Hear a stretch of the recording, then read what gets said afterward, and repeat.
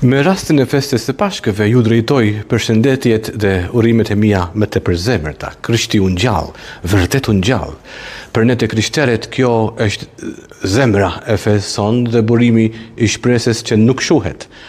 Por mesazhi i kësaj dite të shenjtë flet në mënyrë të veçantë për çdo njeri, se jeta mund të rilind, se drita mund të triumfojë mbi errësiren dhe se e mira ka gjithmonë fjalën e fundit.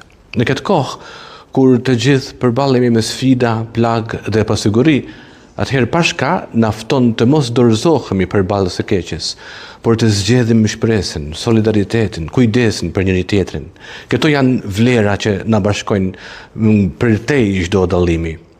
Atëherë uroj që kjo festë të sjellë në çdo familje paqe, në çdo zemër ngushëllim dhe në jetën e qytetit ton me shumë mirëkuptim, drejtësi, vëllazëri. Zoti i ngjallur i bekoft të gjithë ata që besojnë dhe i ndriqoft me dritën e shpresës edhe ata që janë në kërkim të saj. Gëzuar Pashkët të gjithëve.